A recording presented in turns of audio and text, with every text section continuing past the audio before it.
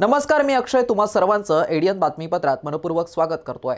आज दिवसभरात घडलेल्या संपूर्ण घटनांचा आढावा आपल्याला घ्यायचाच आहे, परंतु त्या अगोदर नजर टाकूया आज दिवसभरात घडलेल्या काही महत्त्वाच्या ठळक घडामोडींवरती।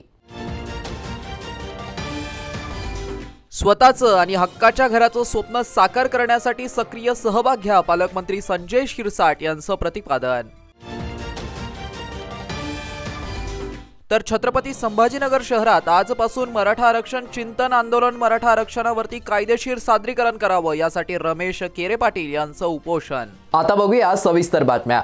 मराठवाड्यातील समाज बांधवांना आरक्षण देण्याची फक्त अंमलबजावणी करणं, सारथीमधील संशोधक विद्यार्थी वर्गाच्या प्रलंबित मागण्या नोंदणी दिनांकापासून फेलोशिप मिळणं व इतर बाबींची पूर्तता करावी यासह विविध मागण्यांसाठी क्रांती चौक येथे उपोषण सुरू करण्यात आलं असल्याची माहिती मराठा क्रांती मोर्चाच्या वतीने रमेश केरे पाटील, रवींद्र काळे पाटील यांनी दिली आहे। आज मराठा क्रांती ठोक मोर्चा व मराठा क्रांती मोर्चाच्या वतीनं संभाजीनगर क्रांती चौक या ठिकाणी मी स्वतः या ठिकाणी मराठा समाजाला आरक्षण भेटावं म्हणून या ठिकाणी उपोषणाला या ठिकाणी बसणार आहे। त्याच पद्धतीनं मराठा आरक्षणाचं सादरीकरण या ठिकाणी आम्ही मांडतोय की मराठा समाजाला कशा पद्धतीने आरक्षण भेटू शकतं आणि सरकारनं नेमकं काय करायला पाहिजे आणि सरकार का बरं करत नाही, त्याच्या या आरक्षणाच्या प्रदर्शनाच्या माध्यमातून आम्ही एक प्रकारे सरकारला या ठिकाणी सांगू इच्छितो की अशा पद्धतीने जर तुम्ही आरक्षण दिलं तर नक्कीच या ठिकाणी टिकणार आहे। कारण आमचे ज्येष्ठ अभ्यासक राजेंद्र दाते पाटील तसेच काळे पाटील यांच्या माध्यमातून या ठिकाणी मराठा आरक्षणाचं सादरीकरण आम्ही या ठिकाणी करणार आहोत। किती दिवस तुमचं हे उपोषण चालणार आहे याबाबत काय ठरवलंय? जोपर्यंत सरकार या ठिकाणी आम्हाला लेखी आश्वासन या ठिकाणी देत नाही आणि आमच्या ज्या मागण्या आहेत, आज बघा एकीकडे आमच्या प्रलंबित विद्यार्थ्यांना या ठिकाणी न्याय भेटत नाहीये, दुसरा विषय अण्णासाहेब आर्थिक विकास महामंडळ झाले 9 महिने झाले याचा परतावा नाहीये, सारथी या ठिकाणी बजेट नाहीये, अशा असंख्य आमच्या बांधवांवरती जे गुन्हे दाखल झालेले ते गुन्हे पण या ठिकाणी पाठीमागे घेतलेले नाही। आमचे संतोष देशमुख भैया यांचे मारेकऱ्यांना फाशीची शिक्षा झाली पाहिजे यासाठी पण या ठिकाणी आमचं आंदोलन या ठिकाणी राहणार आहे। आमरण उपोषण म्हणायचं, आमरण उपोषण आमचं या ठिकाणी सुरू राहणार आहे, म्हणजे आताचपासून आमरण उपोषणाला या ठिकाणी सुरुवात आमची झालेली आहे। प्रत्येकाला स्वतःचं हक्काचं घर असावं हे स्वप्न असतं। हे स्वप्न साकार करत असताना शासनाच्या योजनांचा लाभ घेण्यासाठी लाभार्थ्यांनी पुढाकार घेऊन प्रशासनास सहकार्य करण्याचं आवाहन जिल्ह्याचे पालकमंत्री तथा सामाजिक न्याय विभागाचे मंत्री संजय शिरसाट यांनी केलंय। तापडिया नाट्य मंदिर येथे प्रधानमंत्री आवास योजना ग्रामीण टप्पा 2024 व 25च्या माध्यमातून जिल्ह्यात निवडलेल्या लाभार्थ्यांना घरकुल मंजुरीच्या आदेशाचं वितरण व प्रथम हप्ता वितरण कार्यक्रमाचं आयोजन करण्यात आलं होतं। कार्यक्रमास इतर मागास बहुजन कल्याण विभागाचे मंत्री अतुल सावे, खासदार संदीपान भुमरे, जिल्ह्याचे पालक सचिव तथा सामाजिक न्याय विभागाचे प्रधान सचिव हर्षदीप कांबळे, विभागीय आयुक्त दिलीप गावडे, जिल्हा परिषदेचे मुख्य कार्यकारी अधिकारी विकास मीना, जिल्हा ग्रामीण विकास यंत्रणेचे प्रकल्प संचालक अशोक शिरसे यांच्यासह संबंधित विभागाचे विभाग प्रमुख, लाभार्थी आणि नागरिक या कार्यक्रमास उपस्थित होते। केंद्रीय गृहमंत्री अमित शहा, मुख्यमंत्री देवेंद्र फडणवीस यांच्या उपस्थितीत पुणे येथील बालेवाडीतील प्रधानमंत्री आवास योजना कार्यक्रम आज छत्रपती संभाजीनगर येथील तापडिया नाट्य मंदिरातून शेकडो लाभार्थ्यांनी दृकश्राव्य माध्यमातून बघितला। केंद्रीय गृहमंत्री अमित शहा, मुख्यमंत्री देवेंद्र फडणवीस, उपमुख्यमंत्री एकनाथ शिंदे, उपमुख्यमंत्री अजित पवार, ग्रामविकास व पंचायत राज मंत्री जयकुमार गोरे यांच्या प्रमुख उपस्थितीत पुणे बालेवाडी येथे आयोजित कार्यक्रमात दूरदृश्य प्रणालीद्वारे राज्यातील प्रधानमंत्री आवास योजना ग्रामीण टप्पा 2 मधील 20 लाख लाभार्थ्यांना मंजुरी पत्र आणि 10 लाख लाभार्थ्यांना पहिला हप्ता वितरित करण्यात आला। पालकमंत्री शिरसाट म्हणालेत की या योजनेअंतर्गत निवडलेल्या लाभार्थ्यांच्या घरांचं स्वप्न पूर्ण होणार आहे। प्रत्येकाला स्वतःचं घर असावं यासाठी शासन पुढाकार घेत आहे। केंद्र शासन आणि राज्य शासन विविध योजनांच्या माध्यमातून प्रयत्नशील आहेत। सुलभ शौचालय योजनेचा लाभ घेऊन त्याचा वापर होणं आवश्यक आहे। आवास योजना अंतर्गत आपल्या स्वप्नातील घर बांधण्याची ही सुरुवात असून भविष्यात कुटुंबातील सदस्यांची संख्या वाढत जाते। त्यानुसार वाढत्या गरजेनुसार घराचीही नियोजन घर बांधताना करणं आवश्यक असल्याचं यावेळी शिरसाट यांनी नमूद केलं। छत्रपती संभाजीनगर जिल्हा परिषदेने तयार केलेल्या ॲपमुळे आवास योजनेची अंमलबजावणी, सादरीकरण आणि विविध टप्पे याचं आकलन लाभार्थ्यांना सहज आणि सोप्या पद्धतीने करून दिलं जात आहे। या तयार केलेल्या ॲपबद्दल जिल्हा परिषदेचे विशेष कौतुकही पालकमंत्री यांनी केलं। मंत्री अतुल सावे म्हणाले की इतर मागास बहुजन कल्याण विभाग अंतर्गत छत्रपती संभाजीनगर जिल्ह्यामध्ये विविध आवास योजना राबवल्या जात आहेत। यामधून वर्षभरामध्ये 15,000 घर मंजूर करण्यात आली आहेत। जिल्ह्यातील प्रत्येक पात्र आणि गरजू लाभार्थ्यांना घरकुल देण्यासाठी सर्व लोकप्रतिनिधी आणि प्रशासन मिळून काम करतायत। पहिला हप्ता आपल्याला मिळालाय, यातून आपल्या घराचं काम लवकरच करा। ज्यांची नावे आत्ता समाविष्ट झाली नाहीत त्यांनाही संधी मिळणार आहे। केंद्र व राज्यातील सरकार सर्वांच्या विकासासाठी कटिबद्ध आहे। विभागीय आयुक्त दिलीप गावडे यांनी लाभार्थ्यांना आवास योजनेअंतर्गत घरकुलाबरोबरच शौचालय बांधकामाचा लाभ घेण्याचं सुद्धा आवाहन केलंय। सुविधायुक्त घर मिळवण्यासाठी योजना समजावून घ्यावी व मिळालेल्या निधीचा सुयोग्य वापर करून त्याच्यामध्ये काही योगदान देऊन तुमचं हक्काचं घर तयार करण्यासाठी लाभार्थ्यांनी पुढाकार घ्यावा। स्थिरता देण्याचं काम आवास योजना करतायत, असं आयुक्त गावडे यांनी सांगितलं। जिल्हा परिषदेचे विकास मीना यांनी प्रास्ताविकामध्ये आवास योजनेची माहिती दिली। जिल्ह्यातील लाभार्थी निवड, हप्ता वितरित करण्याची पद्धती तसेच घरकुल पूर्ण करण्याबाबत पद्धती, उपाययोजना केल्या जाणार आहेत याविषयी मार्गदर्शन केलंय। जिल्हा ग्रामीण विकास यंत्रणा प्रकल्प संचालक अशोक शिरसे यांनी योजनेबाबत उपस्थितांना मार्गदर्शन केलं। कार्यक्रमामध्ये 37,547 जणांना पहिला हप्ता वितरित करण्यात आला। उपराष्ट्रपती जगदीश धनखड यांनी शनिवारी वेरूळ येथील घृष्णेश्वर ज्योतिर्लिंग मंदिरात दर्शन घेऊन विधिवत पूजा केली। राज्यपाल CP राधाकृष्णन, खासदार डॉक्टर भागवत कराड होते। यावेळी मंदिर प्रशासनाने त्यांचं स्वागत केलं। त्यानंतर उपराष्ट्रपती धनखड यांनी वेरूळ येथे लेणीची पाहणी केली। खुलताबाद तालुक्यातील वेरूळ येथे भारताचे उपराष्ट्रपती जगदीप धनखड यांनी शनिवारी दुपारी 2 वाजेच्या सुमारास श्री घृष्णेश्वर मंदिरास भेट देऊन सपत्नीक ज्योतिर्लिंग महापूजा करत अभिषेक केला। यावेळी त्यांच्या समवेत महाराष्ट्राचे राज्यपाल राधाकृष्णन होते। यावेळी माजी केंद्रीय अर्थराज्यमंत्री भागवत कराड, उपविभागीय अधिकारी संतोष गोराड, घृष्णेश्वर मंदिर देवस्थान ट्रस्टचे अध्यक्ष श्री योगेश टोपरे, विश्वस्त राजेंद्र कौशिके, संजय वैद्य यांनी शंकराची मूर्ती, शाल, श्रीफळ देऊन त्यांचा सत्कार केला। माजी अध्यक्ष दीपक शुक्ल यांनी पौराहित्य केलं। भारतीय पुरातत्व विभागाचे राजेश वाकलेकर यांनी उपराष्ट्रपती यांचं सपत्नीक स्वागत केलं। यानंतर उपराष्ट्रपती धनखड यांनी जगप्रसिद्ध लेणी क्रमांक 16 कैलास शिल्प पाहिली। सदरील कलाकृती अद्यापही अद्भुत असल्याचं मत त्यांनी यावेळी नोंदवलं। यावेळी त्यांनी लेणीतील रेखाटलेलं रामायण समजून घेतलं। यानंतर पुढील नियोजित कार्यक्रमासाठी छत्रपती संभाजीनगर येथे ते रवाना झाले। दरम्यान वेरूळसह परिसरामध्ये उपराष्ट्रपती येणार असल्याने मंदिर व लेणी परिसरामध्ये छावणीचं स्वरूप प्राप्त झालं होतं। जागोजागी पोलीस बंदोबस्त होता। त्याचप्रमाणे बॉम्ब शोधक पथक, आरोग्य विभागाची रुग्णवाहिका आणि मोठा ताफा त्यांच्या सुरक्षिततेसाठी तैनात करण्यात आला होता।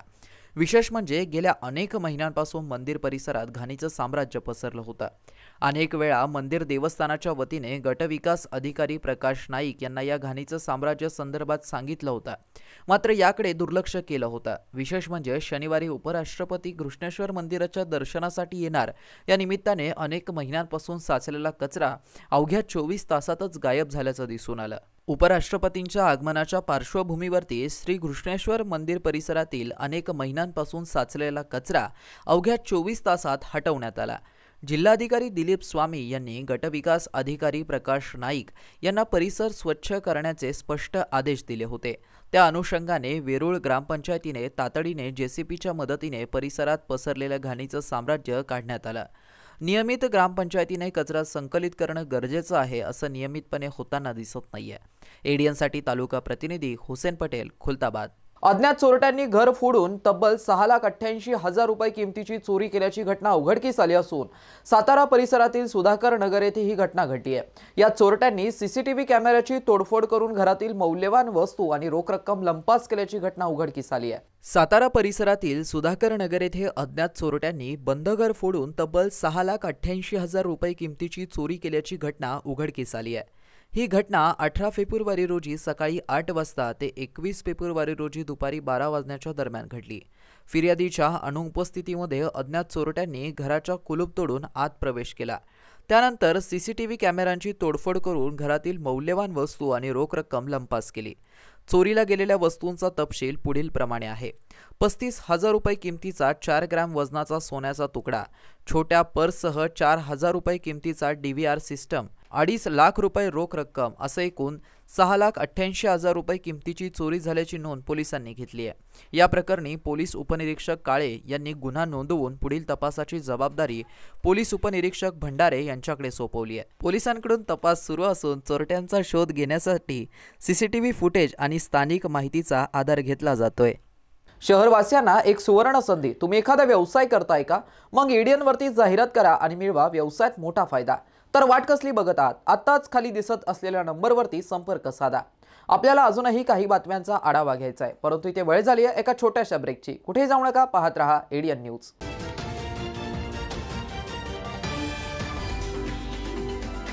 अनेकांच्या मनात स्वप्न असते की देशाची सेवा करायची, परंतु काही लोकच योग्य प्रशिक्षण घेऊन ते वास्तवात पूर्ण करतात. वास्तविक सैनिक बनणे सोपं काम नाही, कारण प्रशिक्षणाच्या मैदानापासून ते युद्धाच्या रणांगणापर्यंत प्रत्येक क्षण संघर्षमय असतो. फक्त जो इमानदार, समजूतदार असेल आणि ज्याची इच्छाशक्ती प्रबळ असेल असाच व्यक्ती या क्षेत्रात टिकू शकतो. प्रत्येक वर्षी अनेक परीक्षार्थ्यांना यश प्राप्त होते, ते फक्त आणि फक्त गरुडचे अकॅडमी. पंख आम्ही देतो, उंच भरारी तुम्ही घ्या.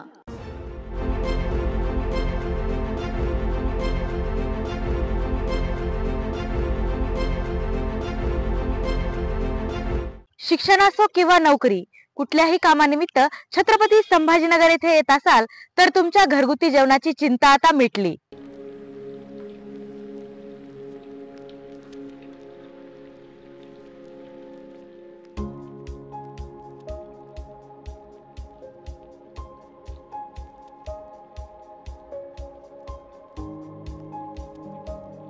नमस्कार, मी पूजा दातार. मी रुचिरा स्वयंपाकघर सुरू करून 15 वर्ष झाली. सुरुवातीला रुचिरा स्वयंपाकघर सुरू करताना माझी आवड म्हणून सुरू केलं, पण त्याचं व्यवसायात हळूहळू रूपांतर झालं. रुचिरा स्वयंपाकघर हे स्वतःच्या जागेत 2009 पासून संभाजीनगर खडकेश्वर येथे सुरू आहे. तेथून मला अनेक साऱ्या ऑर्डर्स मिळत गेल्या. एका मोठ्या शाळेचं मला कॉन्ट्रॅक्ट मिळालं होतं. मी रोज 2200 लोकांना जेवण देत होते 5.5 वर्ष. नंतर मी पूर्ण कॉन्सन्ट्रेशन रुचिरा स्वयंपाकघर खडकेश्वर येथे केलं. तेथील फीडबॅक म्हणाल तर सगळी मेडिकलची मुलं जे घरापासून दूर राहतात त्या लोकांना आपल्या घरासारखं जेवण रुचिरामध्ये मिळतं असं प्रत्येकजण आनंदाने सांगत असतो मला. आणि मी तर म्हणते की तुम्ही ते पे करून जेवता, पण ते म्हणतात की नाही, पे हा भाग वेगळा आहे, पण आमच्या शुभेच्छा आणि सदिच्छा जास्त महत्त्वाच्या आहेत. तसंच रुचिरा स्वयंपाकघरात आपण आपल्या घरच्यासारखं अन्नधान्य निवडून, भाज्या निवडून, अतिशय स्वच्छता राखून स्वयंपाक करतो. स्वयंपाकात घरगुती मसाले 80% वापरले जातात. माझा कटाक्ष क्वालिटी मेंटेन करण्यावर असतो, त्यामुळे मी किराणा जास्तीत जास्त चांगल्या क्वालिटीचा आणते. तसंच भाजीपाला जाधव मंडईतून आणते, त्यामुळे ताजा स्वच्छ भाजीपाला मिळतो. त्यामुळे आपल्या स्वयंपाकाची चवही उत्तम राखता येते आणि आरोग्यपूर्ण स्वयंपाक होतो. घरगुती जेवणाच्या चवीसाठी एकदा अवश्य भेट द्या रुचिरा स्वयंपाकघर येथे. मस्त मास्क पहना रे तूने. Thank you sir. वो जान बचाने के लिए पहनना पड़ता है ना सर. रेडीमेड है या टेलर मेड है? ऑनलाइन ऑर्डर किया है सर. एक और है ना सर. देना. बहुत मस्त लगी आपको. ये ना सर. सर ना भाई, जान बचाने के लिए बाइक चलाते वक्त सिर्फ खोपड़े पे मास्क पहनेगा तो खोपड़े को कौन बचाएगा? समझ गया सर. हेलमेट ऑनलाइन ऑर्डर कर, वरना हमेशा के लिए ऑफलाइन हो सकता है. Okay sir. ये ले. चल हम ये भी ऑनलाइन भर दे. हेलमेट पहने, ट्रैफिक नियमों का पालन करे, जिंदगी के सफर को सुरक्षित रखे.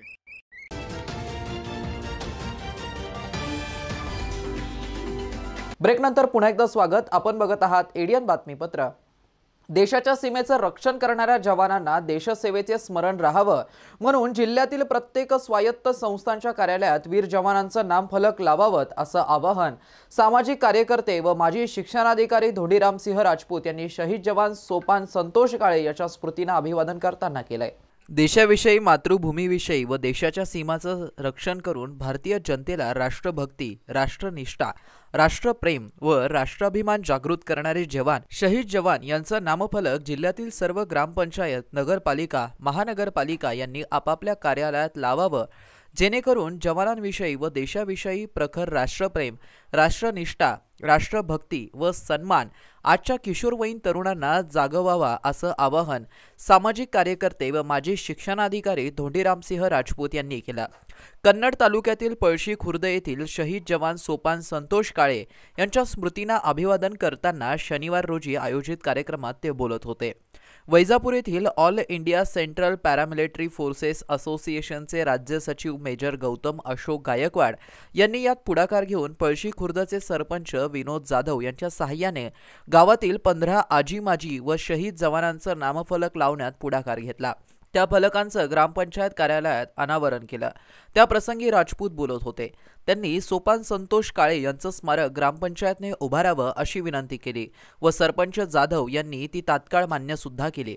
या प्रसंगी सोपान काळे यांच्या वीर मातोश्री सौ अनुसयाबाई काळे, वीरपिता संतोष काळे, वीरपत्नी मंदाताई काळे, वीर सुपुत्र छोटा शिव सोपान काळे व बंधू तसेच गावकऱ्यांची मोठी उपस्थिती होती। शहीद जवान सोपान संतोष काळे भारतीय सीमेवरती 0° अतिशय भयंकर थंडी व बर्फाळ प्रदेशात सीमा रक्षण करताना शहीद झाले होते। त्यांच्या स्मृतीप्रित्यर्थ पळशी खुर्द येथे कार्यक्रम आयोजित करण्यात आला होता। जालना येथील सुनील महाराज यांनी या शहीद वीर जवान यांच्या जीवन कर्तृत्वावरती कीर्तन करून त्यांच्या वीरपत्नीला सौभाग्याचं लेणं समजावं असं संबोधित केलं। या समयी all India central paramilitary forces असोसिएशनचे जिल्हाध्यक्ष बाळू मोरे व उपाध्यक्ष सोपान गाडे, माजी जिल्हा परिषद सदस्य देविदास काळे, ग्रामपंचायतचे सदस्य यांची उपस्थिती होती। एडियनसाठी तालुका प्रतिनिधी ललित काथवटे, वैजापूर।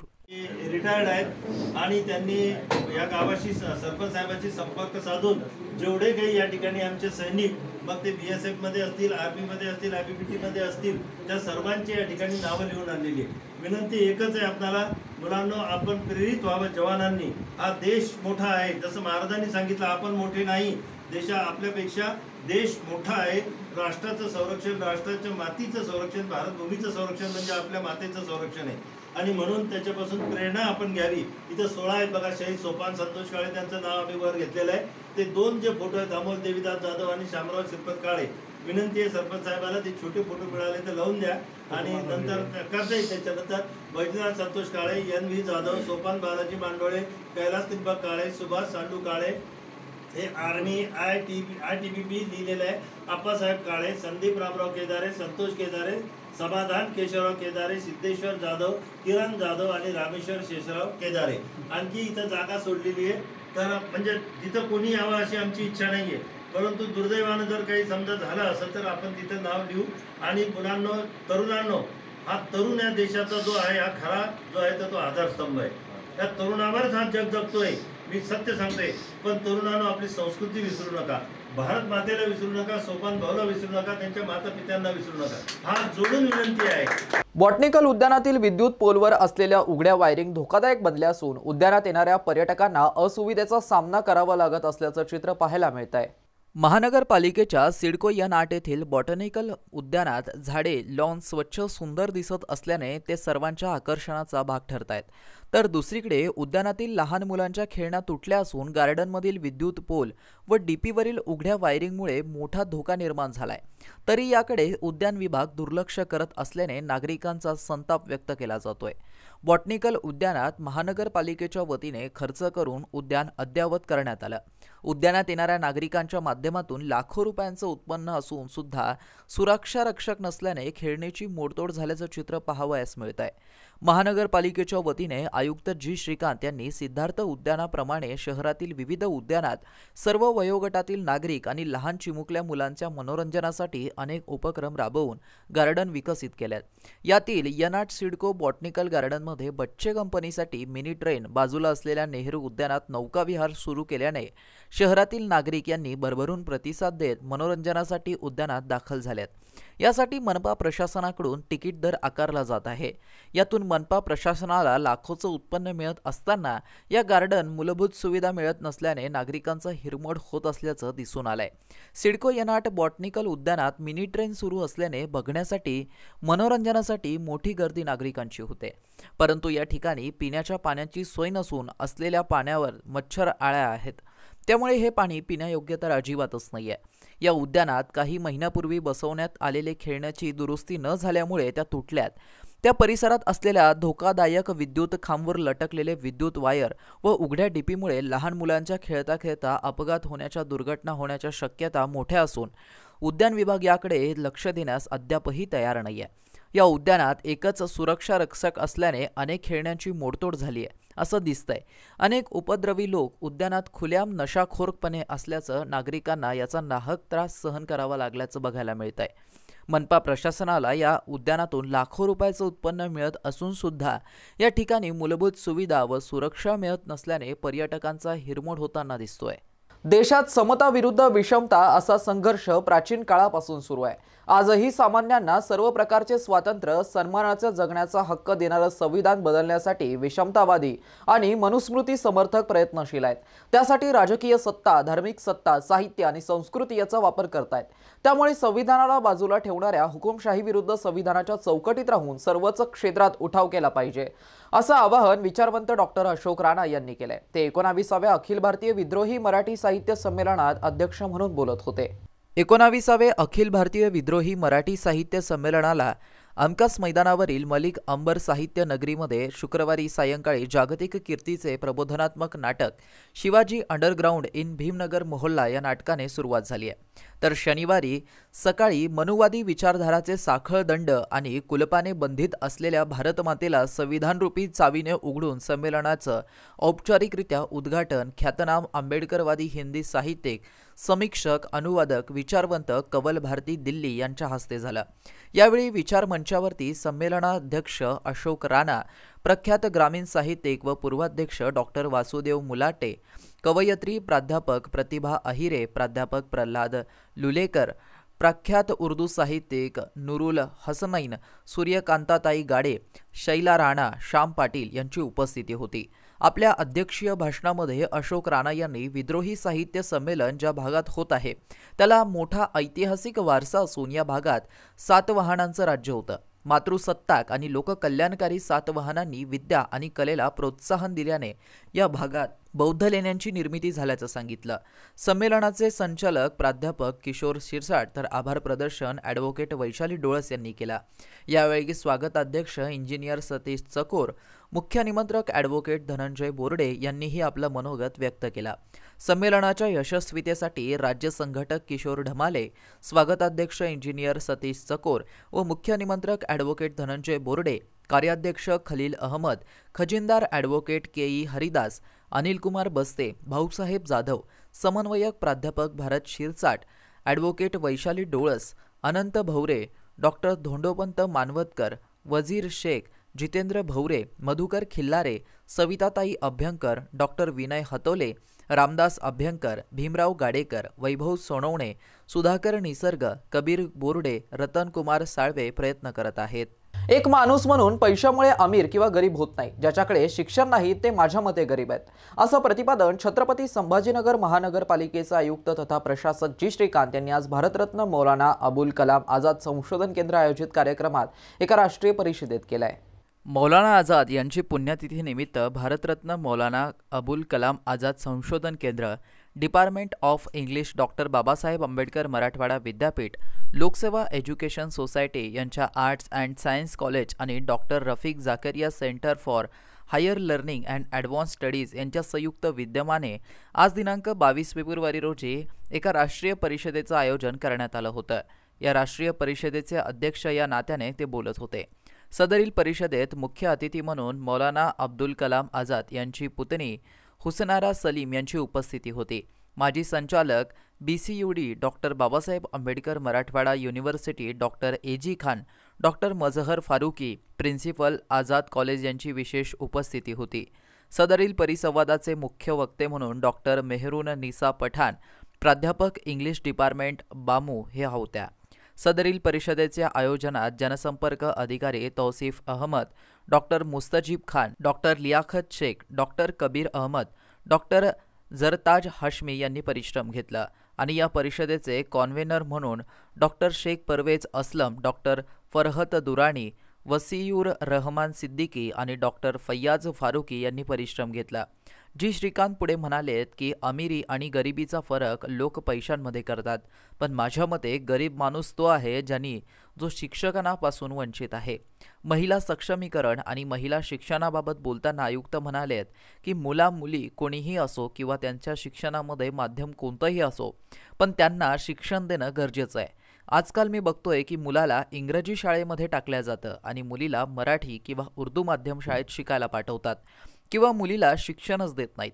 ते म्हणालेत की हॉलमध्ये उपस्थित प्रत्येक महिला शिक्षकांनी प्रतिज्ञा घ्यावी आणि प्रत्येकी शाळा सोडलेल्या एका मुलीचं शिक्षणाची जबाबदारी त्यांनी घ्यावी। या प्रकारावरती लैंगिक भेदभाव संपला पाहिजे असं ते म्हणालेत। मौलाना आझाद यांनी तयार केलेले शिक्षण धोरणामुळे आज अमीर, गरीब, मागासवर्ग, बहुसंख्याक आणि अल्पसंख्याक प्रत्येक समाजातल्या मुलं-मुली शिक्षण घेत आहेत। मौलाना आझाद एक महान नेता होते। 1947 आणि 48 मध्ये जसं वातावरण होतं त्या वातावरणात राहून न जाता त्यांनी भारत आणि शिक्षाला पसंती दिली। आजच्या दिवशी सन 1958 साली ते आमच्यातून गेले होते आणि आपण या दिवशी एक महान नेता हरवला होता असं ते म्हणालेत। अल्पसंख्याक समाजाबाबत महिला शिक्षकांचं त्यांनी कौतुक केलं। आपल्या बाल्यांना आपल्या मातृभाषेतच शिक्षण द्यावं। ज्याची मातृभाषावरती पकड असते तो कोणतीही भाषा सहजासहजी शिकू शकतो। याचं उदाहरण मी स्वतः आहे। माझी मातृभाषा कन्नड असून मी UPSC पास करून आता महाराष्ट्रात सनदी अधिकारी आहे। मराठी, इंग्रजी आणि हिंदी या सर्व भाषा मी सहजपणे बोलू, लिहू आणि वाचू शकतो।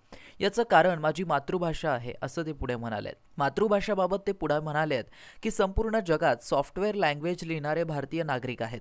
त्याचं कारण असं आहे की भारतात शाळांपासून किमान 6 भाषा शिकवल्या जातात, त्यामुळे सॉफ्टवेअर लँग्वेज भारताचे विद्यार्थी सहजपणे समजू शकतात असं यावेळी जी श्रीकांत यांनी प्रतिपादित केलं। शेवटी पुन्हा एकदा नजर टाकूया आज दिवसभरात घडलेल्या काही महत्त्वाच्या आणि ठळक घडामोडींवरती। स्वतःचं आणि हक्काच्या घराचं स्वप्न साकार करण्यासाठी सक्रिय सहभाग घ्या, पालकमंत्री संजय शिरसाट यांचं प्रतिपादन।